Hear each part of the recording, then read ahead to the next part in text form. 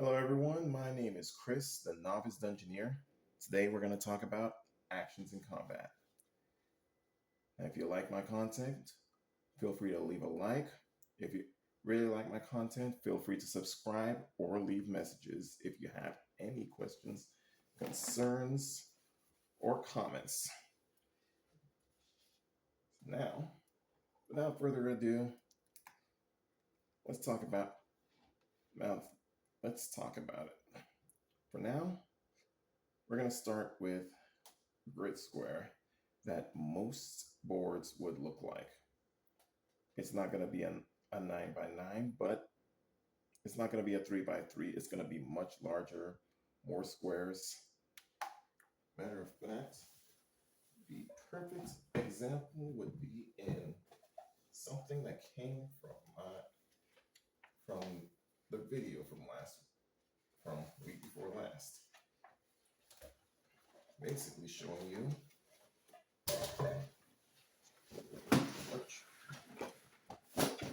as you can see here, this is what a map would look like, but these grid squares will tell you exactly where your character would be based on where you place your figure. So if you're here, you can move 5 spaces. It's be 1, 2, 3, 4, 5, or 1, 2, 3, 4, 5. You get the idea. I'm only using this for an example. At some point, maybe if I have more than 5 subscribers, I might actually do a live screening of a dungeon campaign. But for now, let's take a look at why I put this grid here. Now, I'm going to use this as a point of origin. And the reason I'm doing that is because there are so many ways that you can play the game and move things around. If your point of origin is here, there are many ways you can attack. You can cast a spell that fires in a straight line, which means you hit everything here. Or you can attack in a cone,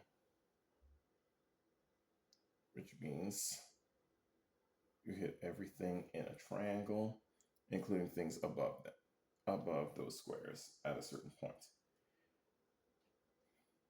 Or you can be right here, cast a spell here. That would be an area, your area attack would be everywhere in this circle. And then there's the cylindrical approach, which means everything here to a certain point.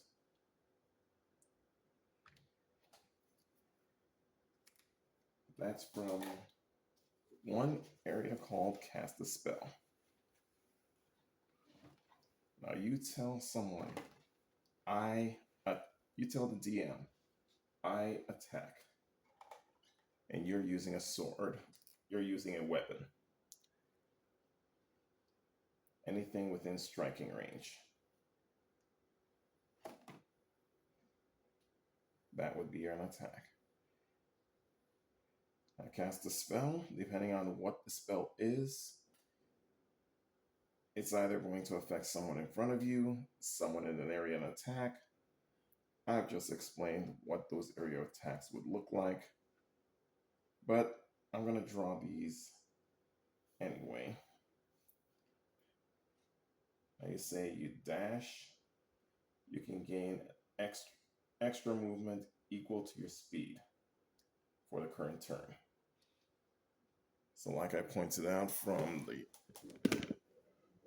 my last video, you can, every five feet is 1 square. So as seen in this page here, you got 30 feet from the character I made. which means that's 6 spaces.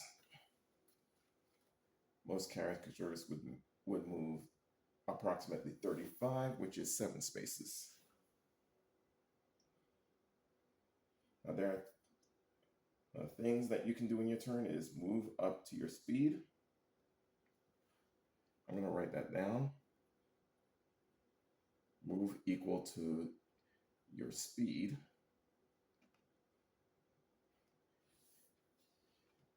You can take one action.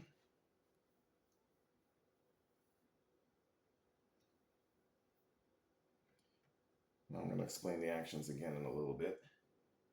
You can communicate with speech, gestures, or both.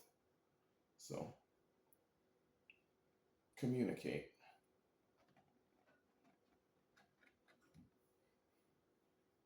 And you can interact with an object.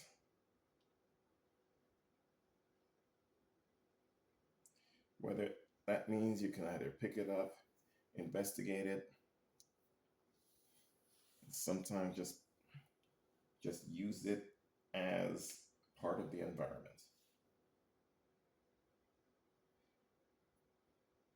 So we've discussed a few of these, which is you can attack, you can cast a spell, dash, which is basically moving, disengage. Your movement doesn't provoke opportunity attacks for the rest of the turn. You can dodge. Until the start of your next turn, any attack roll made against you has disadvantage if you can see the attacker.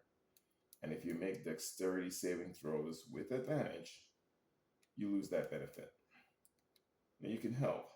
You help one creature with a task, given that the creature advantage on the next ability check is made for that task. That can be explained more detail in another video. You can hide. You make a dexterity check. If there is something in the environment you can use to hide behind, like a wagon or a rock or a wall, maybe even a bush, you can ready, which is wait for a particular circumstance before you act. Lets you act using your reaction before the start of your next turn. You can search, which is a perception check used by the wisdom modifier. You can use a magic item that would take away from your one action. Your one action can be to attack, to hide, to dodge. You can use an object, which is also taken from that one action per turn, unless you're a fighter. I'll explain that in another video. And you can use a special ability, which is a class feature for most of the available 12 classes. We'll get to that somewhere else. That describes most of the actions you can take. Now let's take a look at these other things that you can do.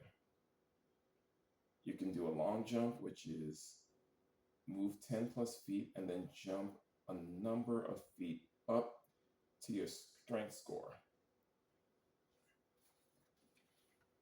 So your strength score for this one is +3,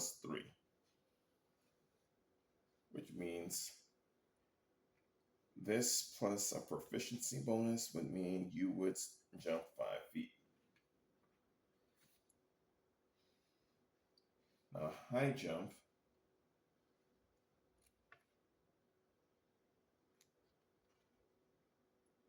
if you try to do a long jump standing, you can only do half of that, so that would be 2 feet. Like always, we round down. A high jump is move 10 plus feet and then jump a number of feet equal to 3 plus your strength modifier, which means for this barbarian, it's 2 plus 3, that's 5, plus your proficiency bonus, that's 7. Trying to do that standing would mean that you do half, which is 3. We don't do 3.5. Concentration. Now, if a spell must be maintained with concentration, description specifies how long you can concentrate on it, but you can end concentration at any time. You can also cast a spell that requires concentration, take damage. If you take damage, you got to roll to hold on to your concentration. Can also be explained by your DM more than in another video. There are conditions that can be met when you're that will be explained in another video. But for now, let's use this one as an example of how things go. Now again, your D20. Now our character, who I haven't named yet because we made this as an example, is going to lift a rock. Now you need a +5 to lift a rock, so let's take a look here. You got 10. Plus 3, that's 13. Plus strength is a proficiency, so plus 2, that's 15. So we're going to lift that rock. We can actually throw that rock. Oh. That describes actions taken in combat and some of the things that you can do in combat. Next time around, we're going to use this example to talk about the status effects that can happen to your character. Okay. Well, I return this to the dagger of action. This has been Chris, the Novice Dungeoneer, saying, live, laugh, and game responsibly. Have a good night.